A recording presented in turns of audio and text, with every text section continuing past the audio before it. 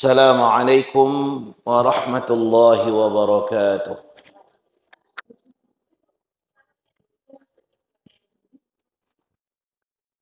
الحمد لله الذي أرسل رسوله بالهدى ودين الحق ليظهره على الدين كله وكفى بالله شهيدا. أشهد أن لا إله إلا الله وحده لا شريك له وأشهد أن محمدا عبده ورسوله. اللهم فصل وسلم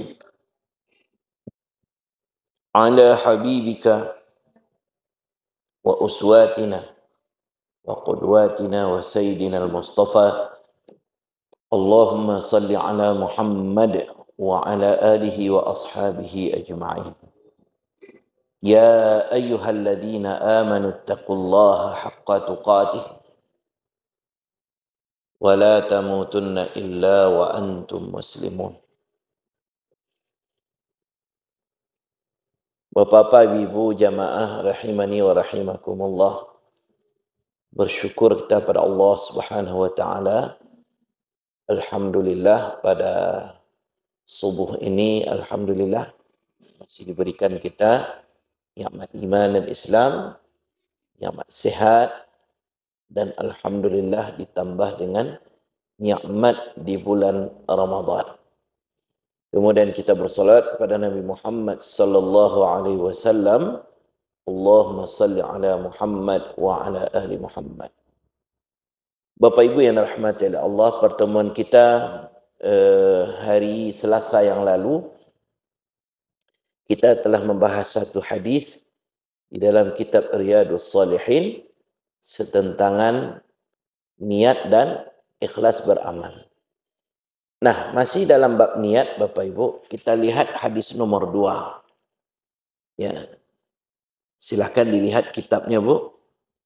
Di halaman 2. Yang mana kita review hadis pertama kemarin bahwa subhanallah, yang jelas kalau kita kaitkan dengan Al-Quran, maka memang tugas pokok yang Allah berikan kepada kita ketika kita diberikan kesempatan hidup di muka bumi ini adalah untuk beribadah kepada Allah Subhanahu wa taala. Dan apa saja yang kita sembunyikan di hati kita, baik ataupun kita nyatakan, ya, maka Allah Maha tahu dengan apa yang kita sembunyikan, apalagi yang kita nampakkan. Nah, kemudian kita awali dengan hadis innamal a'mal binniyat. Hadis ini Bapak Ibu, subhanallah, di dalam kitab-kitab hadis yang ada itu dijadikan selalu menjadi hadis nomor 1 yang dibahas. Karena apa? Ini berkenaan dengan tugas pokok kita tadi. Apa tugas pokok kita? Beribadah kepada Allah. Maka segala ibadah yang kita lakukan, maka pastikan niatnya adalah untuk beribadah kepada Allah, tidak untuk diniatkan kepada yang lain. Nah, kemarin itu yang kita bahas Bapak Ibu. Sekarang kita lihat hadis yang kedua, yaitu wa an ummil mu'minin ummi Abdillah Aisyah radhiyallahu anha qalat. Hadis ini redaksinya dari Ummul Mukminin. Kalaulah mendengar kata Ummul Mukminin, Pak Ibu, berarti ini sudah barang pasti ini adalah dari istrinya Rasulullah sallallahu alaihi wasallam. Ya, dicari sudah tu lain. Kalau dikatakan Ummul Mukminin, siapa namanya? Kan? Karena istri Rasulullah bukan Aisyah saja. Sayyidah Khadijah juga istri Rasulullah. Sayyidah Maimunah juga istri Rasulullah. Ya. Sayyidah Hafsah juga istri Rasulullah.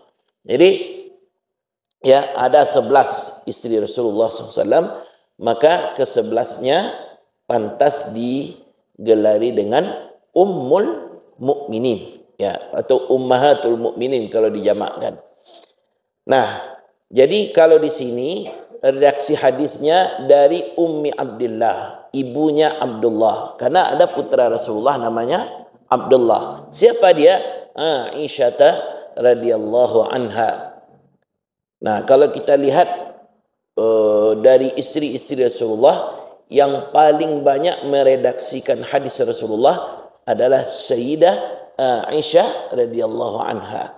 Qalat, beliau berkata, apa beliau sampaikan? Qala Rasulullah sallallahu alaihi wasallam, pernah bersabda Rasulullah sallallahu alaihi wasallam, ya, dikatakan yaghzu jaisul ka'bata fa idza kanu bibaida'a minal ardi yukhsafu bi awwalihim wa akhirihim. Qalat qultu ya Rasulullah kaifa yukhsafu bi awwalihim wa akhirihim wa fihim aswaquhum wa man laysa minhum. Qala yukhsafu bi awwalihim wa akhirihim thumma yub'atsuna ala niyyatihim. Dan hadis ini dikatakan muttafaqun alaih. Maka maksud dari hadis ini, Sayyidah Aisyah radhiyallahu anha pernah mendengarkan Rasulullah SAW bersabda, kata Rasulullah, nanti akan ada sekelompok pasukan yang akan menyerang Ka'bah.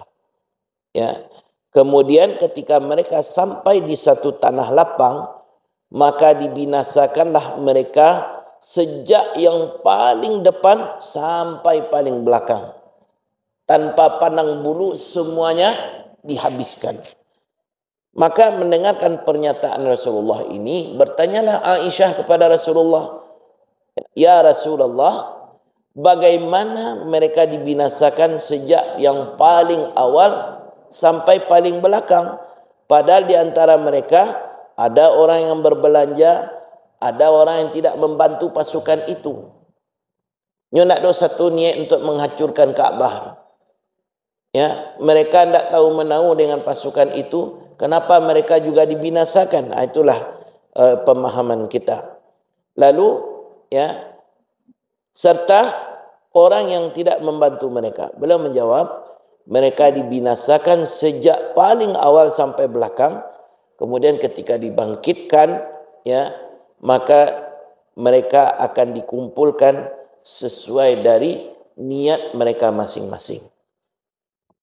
Nah, jadi hadis ini apa yang bisa kita pahami Bapak Ibu?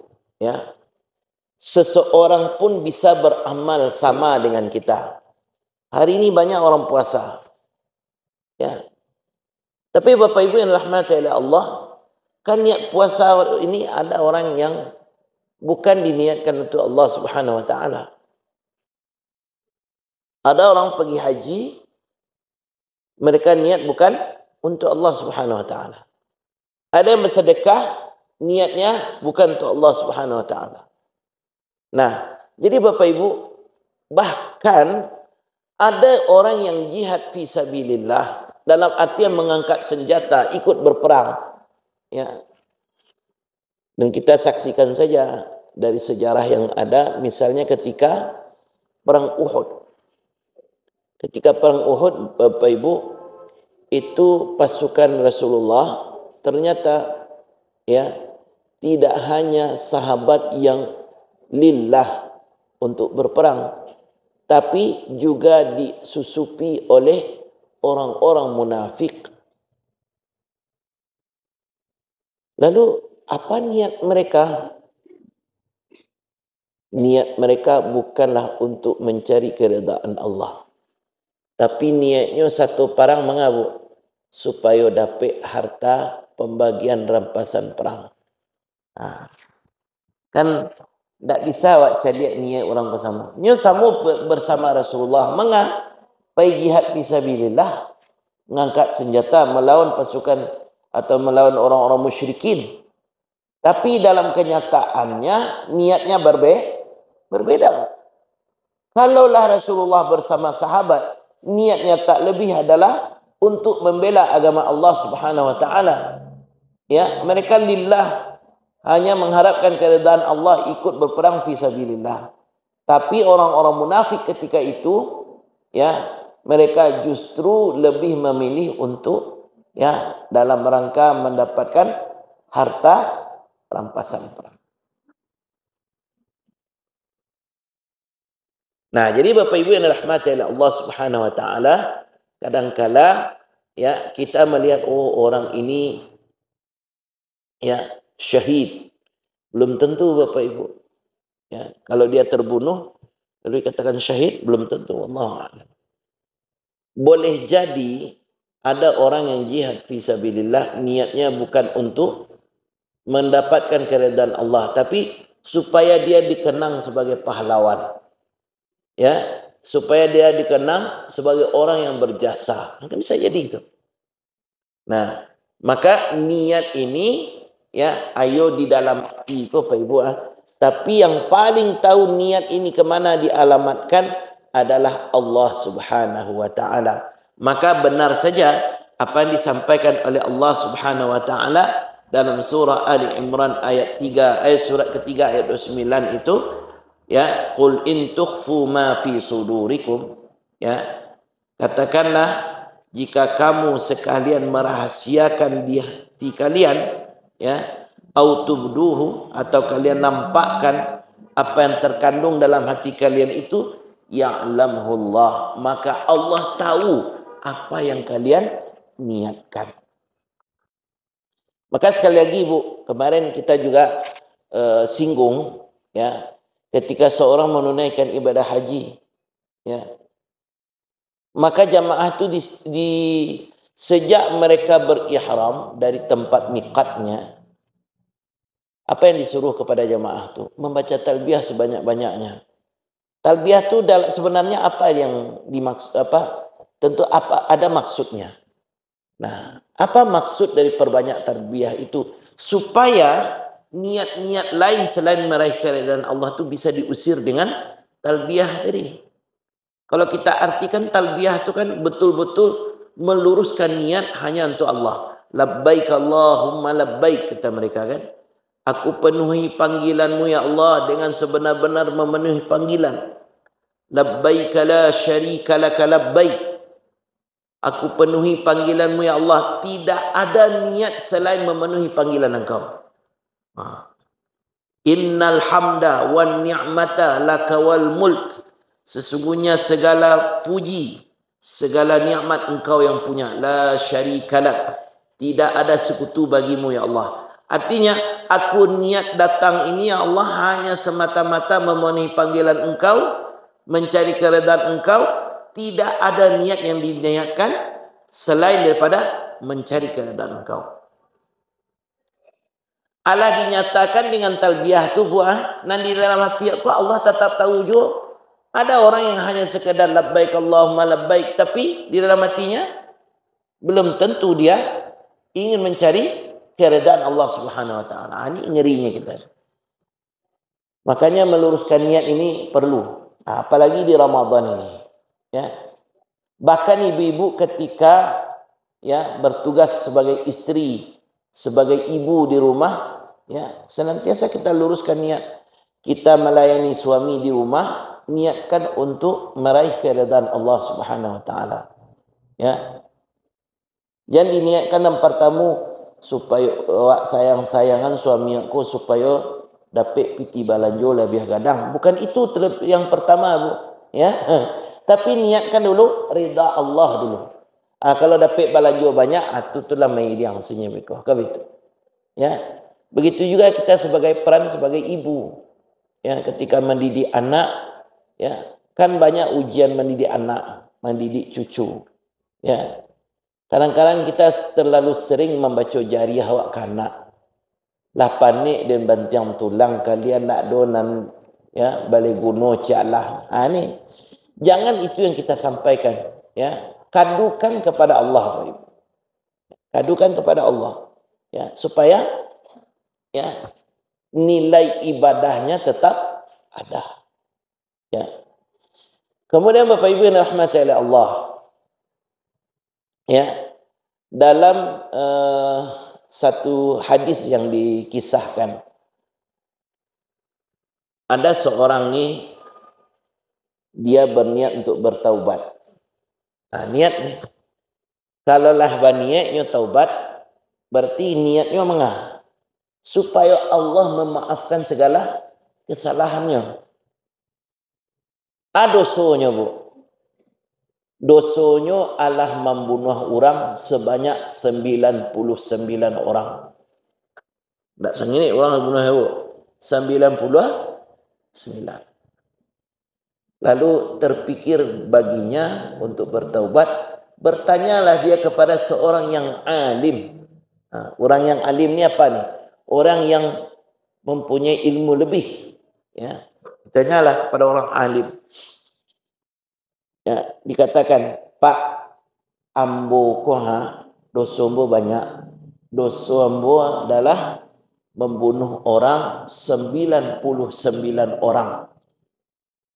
Lalu ditanyanya, lain tak patui Allah magi ambo ampunan kalau ambo bertobat?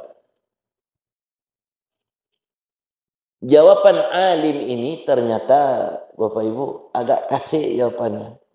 Jawapannya, lah 99 orang nan waang bunuh ba'alo kemungkin Allah mampuni dosa. Ya. Manangan tu bu naik gulonya dibunuhnya lo orang alim ko. Baganok lah orang saratui dibunuhnya. Tapi masih ada keinginan untuk bertobat, ada. Akhirnya dia mendatangi satu orang yang alim lagi.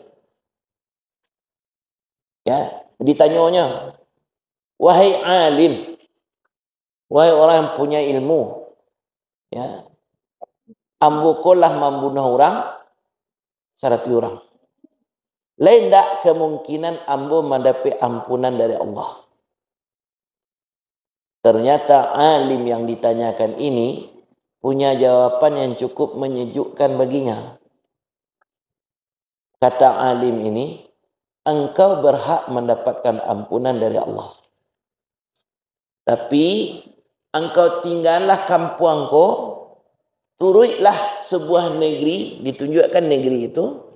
Di sana adalah negeri orang-orang yang takut kepada Allah, negeri orang yang beribadah kepada Allah. Datanglah engkau ke Sinan, hijrahlah ke Sinan. Tinggal kampung engkau. Artinya maksud alim ini, kalau tidak pindah junyo dari kampung tu, berkemungkinan dia bisa mengulangi dosanya yang sama. Akhirnya bu, ya, si pembunuh tadi, dia putuskan untuk meninggalkan kampung halaman. Karena niatnya mengatakan, niat bertaubat. Berangkatnya. Di tengah perjalanan, bu, rupanya qadarullah nyo wafat. Ya, mati.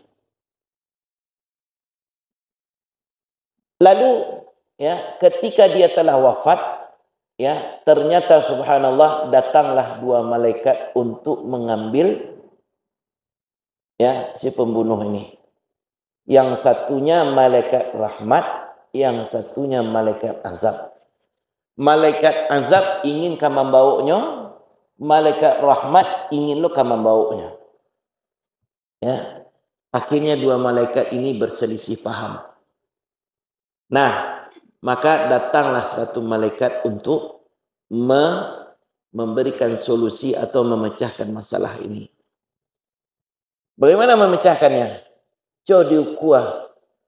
Kamanan labiah barik jarak perjalanannya. Labiah barik dari kampung asalnya atau labiah barik karena dari nangka ditujunya. Ya. Maka diukur Pak Ibu. Ternyata Allah barik perjalanannya ke negari nangka ditujunya.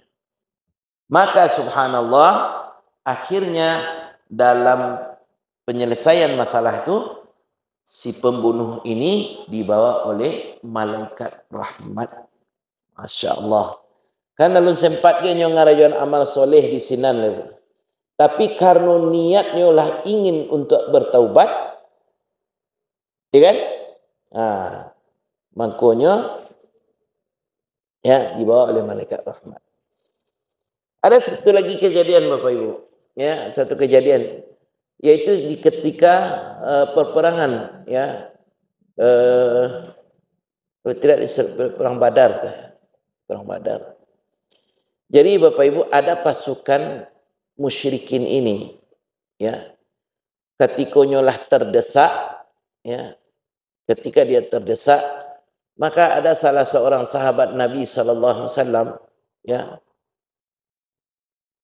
mencaliaknya lah terdesak tadi, lah dinaiknya pedang kau, ya, kadirambahnya lah, ya. Namun orang musyrikin tadi deklah hilang akal, ya. Dibacanya asyhadu an la ilaha illallah wa asyhadu anna muhammadar rasulullah. Nan pedang kolah talonsong berjalan, ya, ditabihnya lah matinya, ya. Maka melihat kenyataan itu Bapak Ibu yang dirahmati oleh Allah, maka subhanallah, ya, kejadian ini dilaporkan oleh sahabat lain kepada Rasulullah. Astagfirullah, saya lupa sahabat yang dimaksud nih Pak Ibu. Astagfirullah, saya lupa. Nah, jadi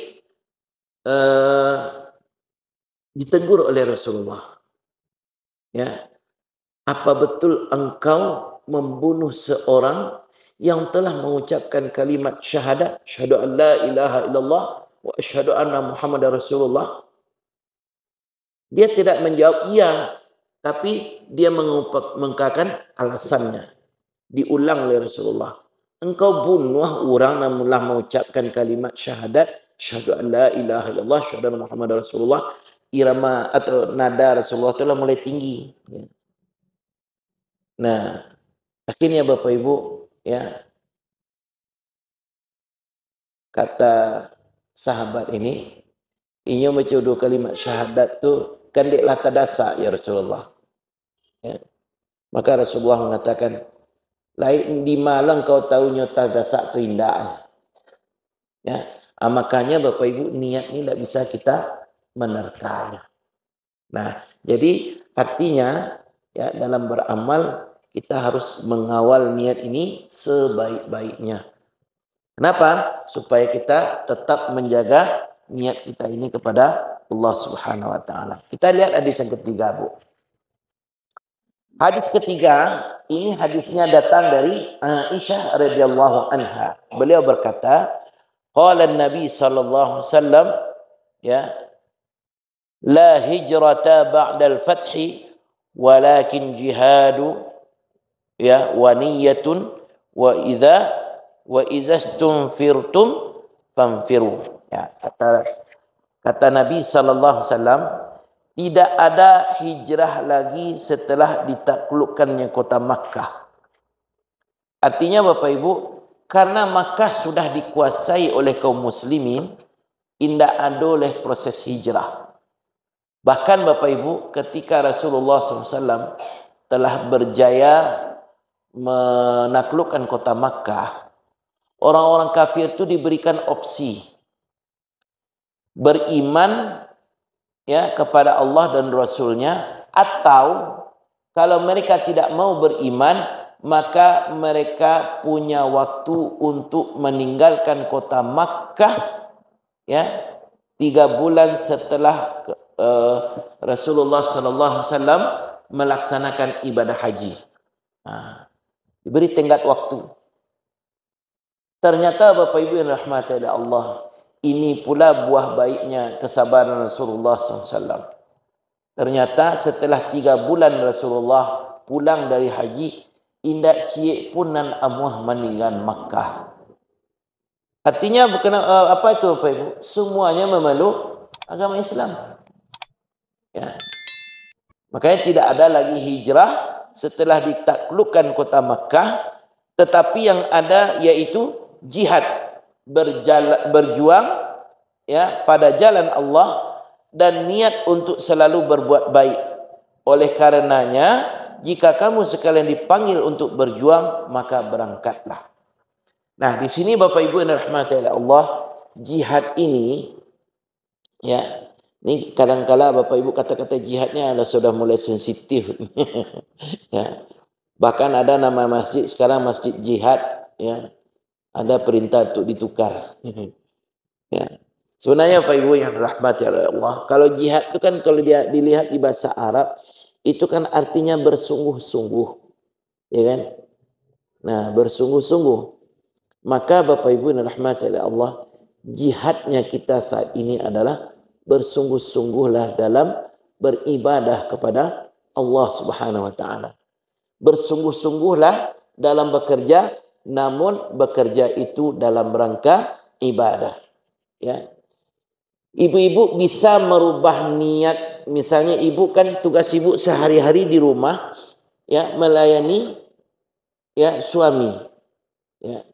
Maka dia bisa jadi ibadah kalau diniatkan ibadah. Ketika bapak-bapak berangkat dari rumah, ya, berangkat dari rumah, berangkat ke tempat kerjanya masing-masing, ada yang ke sawah, ke ladang, ada yang pergi jualan, ya. Buka kedai, bismillahirrahmanirrahim. Jadi ibadahnya. Ya. Ibu naik angkot saja, Bu. Ibu naik bismillahirrahmanirrahim. Bismillahirrahmanirrahim wa mursaha inna rabbi laghafurur rahim. Jadi ibadahnya. Ya. Maka Bapak Ibu yang dirahmati oleh Allah, niatkan segala yang kita lakukan ini ibadah. Nah, bahkan ibu sekarang menengah kaji gini, Wah. Ya. Ya. Supaya dapat niat ibadah ni lebih mantap, Bu. Ketika kita hadir di majelis-majelis ilmu, ibu niatkan, ya Allah, ambo niat menuntut ilmu dan ambo niatkan selama ambo dudukku ambo i'tikaf. Dua pahala Bu dapat. Pahala majelis ilmu dapat. Pahala i'tikaf dah dapat. Assalamualaikum. Ya, niatnya tidak harus selalu dilafazkan, Bu, tapi niatnya sih hati. Ya. Kenapa, Bu? Niat karena Allah lain.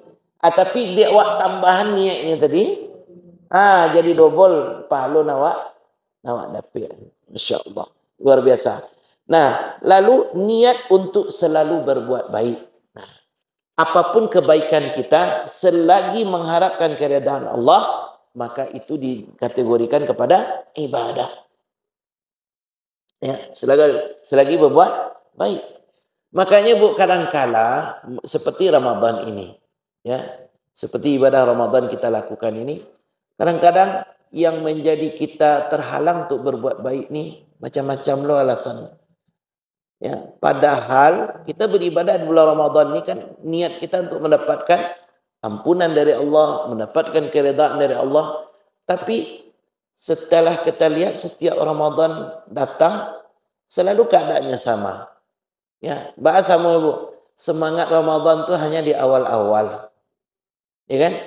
Di akhir-akhirnya ala banyak cik-cik dan so hilang. Nah, Ibu, untuk berubah itu sebenarnya ada nasihat-nasihat ulama yang kita baca. Di antaranya adalah jangan ya semangat ibadah kita itu atau semangat untuk berubah itu dipatahkan oleh orang lain. Ya. Kadang-kadang Bu, ada orang ingin berubah baik, kadang-kadang gara-gara kecil orang tak jadinya berubah baik dah. Ya. Dulu pernah ada jamaah yang curhat ke kami, Ustaz, kami dulu jarang ke surau, tak pernah nampak ke surau. Dan dia ini termasuk penerima bantuan fakir miskin di masjid kami.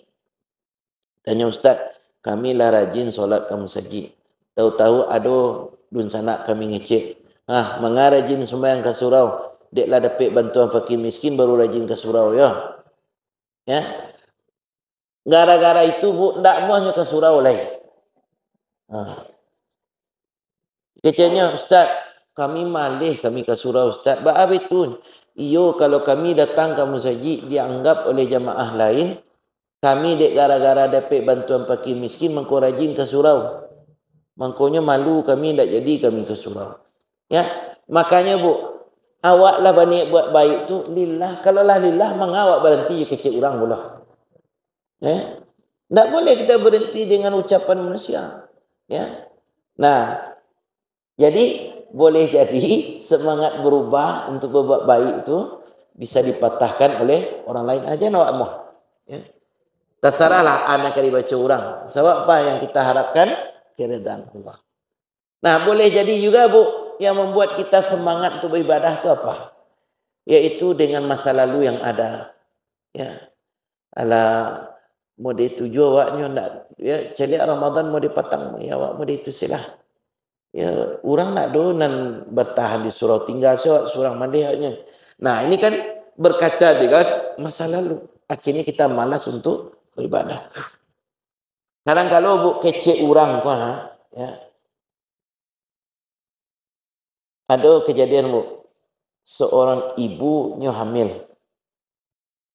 Ya. Lalu ketika diperiksa USG, karena dia mengandung paritnya kadang mana, dia mikir apa yang terjadi dalam kandungannya. Diperiksa di USG dan kecek dokter, bu, maaf ya bu, sebaiknya kandungan ibuku ibu guguran salah. Dan kecek dokter, bahwa itu berkemungkinan anak ibu lahir cacat. Bah cacatnya pak, kakinya cando kaki gurita. Ya, kan bisa bu bayang gurita kakinya kan banyak. Kecik ibu yang hamil tadi, biarkan kami pelihara anak kokolionyo cacat benar pak. Bu tak kamu guguran dah. Ya. Kemudian bu, untuk menyenangkan hatinya, diparisunya ke dokter lain. Ya, jawaban dokterku sama belum. Guguran sila anak ibu tu. Sebab itu kakinya canda gurita. Abian sila pak. Nanambo tetap kamu jago kandung aku. Orang payah dapat anak. Ya, ku awak lah dapat mangko kadi guguran pulon dak dah. Akhirnya datanglah hari persalinannya bu. Disampaikannya ke suaminya, disampaikannya kepada seluruh keluarga yang ada, apapun keadaan anakku lahir, ya, maka anakku akan tetap digadangkan, akan tetap dipelihara. Nah, qadarullah siana yang ko rupanya anak nalayaku sehat, rupanya kamba 3 isinya di dalam. Tu cando kaki guritanya dalam kakinya banyak. 6 kakinya, bu. Ya. Bayangkan kalau di gugurannya, bah. Penyesalan gadang. Ya kan? Itu mangkonya jangan awak ketika ingin berbuat baik itu dihalangi dek kece orang. Ya. Nah, dulu ini pengalaman juga, bu. Ini pengalaman di keluarga. Ya, dulu tahun 96 orang tua kami diberikan oleh Allah kesempatan untuk menunaikan ibadah haji bersama kakak beliau, ya, bersama mak tua.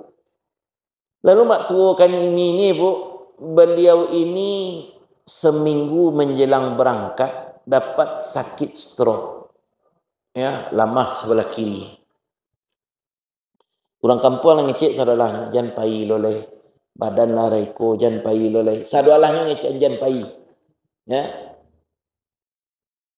Nah, akhirnya deklah banyak nang ngecek janpai, beliau sampaikanlah kepada ibu kami, ya, yang namanya di Minangkabau, ya, apa istilah gaul surang ada nak kapai tu. Bako nama ni pai, iyo takwi dan marepot nanagau besuat, ya. Lalu ditanya oleh ibu kami, ana ni takwi an, ya, iyo marepot antuan ndak kado ke kalau lah niat minta ke Allah keredaannya pasti Allah bantu, ya. Jangan didangan kecil orang. Kalau didangan kecil orang ya patah ni awak. Akhirnya bu berangkatlah beliau ini dua-duanya. Ya, ibu kami yang memapah perjalanan beliau. Dan siapa menyangka memang kalau niat baik ini Allah pasti bantu. Rupanya bu ada seorang berbaik hati, ya, mengobati beliau di sana. Dan akhirnya pulang dalam keadaan kembali sehat dari sakit stroke. Itu tadi, niat kita jangan dipatahkan oleh orang lain. Kemudian masa lalu jangan menjadi penghalang untuk berbuat lebih baik. Ada dulu kisahnya bu, orang ko membeli koper ko kan bernomor. Ya, ada nan 3 nomornya, ada nan nampak nomor kuncinya kan. Koper pertama di Bali lupanya nomor kuncinya. Ya. Akhirnya dikupak misalnya. Ya. Balik koper cek lain. Lupa lo nomor kuncinya balik. Ya. Akhirnya dikecani orang. Carilah batanang membuka. Yolah bu, dia suruhnya lah mencari cik-cik. Dicuba. Satu. Cuba buka. Tak berhasil. Tulis di karateh. 2, 1, 1, 1 ditulis loh, ndak loh. 3, 1, 1, 1 indak pula. Ditulisan setiap mana yang tak berhasil nomornya dicatat. Akhirnya bu, dia buah kesabarannya, kita buka lah tas tadi. Berapa lamanya mencarinya bu? 2 hari.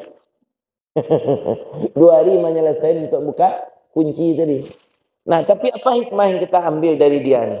Setiap nomor yang dituliskan, artinya nyunda amuh mengulang nomor yang sama.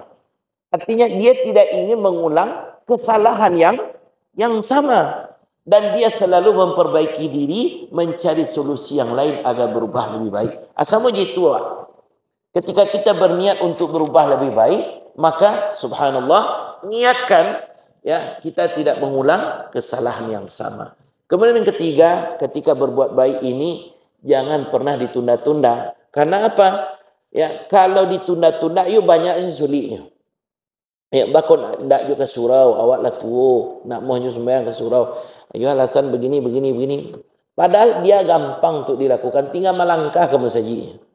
Ya, bakon nak mohnya puasa, umur lah tambah jo. Ya. Tapi karena alasan demi alasan dikemukakan, niat baik itu tidak akan pernah terlaksana. Jadi Bapak Ibu yang dirahmati oleh Allah Subhanahu wa taala, maka kata Rasulullah, jika kamu sekalian dipanggil untuk berjuang, maka berangkatlah. Artinya di sini, kalau ada kesempatan untuk berbuat baik, maka segerakanlah untuk melaksanakan niat yang baik tadi. Nah, inilah Bapak Ibu yang bisa kita pelajari pada pagi ini. Mudah-mudahan apa yang kita sampaikan ini, Masya Allah, semakin menambah semangat kita untuk beribadah semata-mata hanya mencari keridaan Allah. Tidak ada yang kita niatkan melainkan hanya untuk Allah. Wa ma umiru illa liya'budullaha mukhlishina lahuddin, kata Allah. Tidaklah kami perintah manusia itu kecuali hanya untuk menyembah Allah mukhlishina lahuddin, ikhlas dan menegakkan agama yang lurus. Demikian lakum minni hubba du'a, subhanakallah wa bihamdika, asyhadu an la ilaha illa anta, astaghfiruka wa atubu ilaik. Assalamualaikum warahmatullahi wabarakatuh.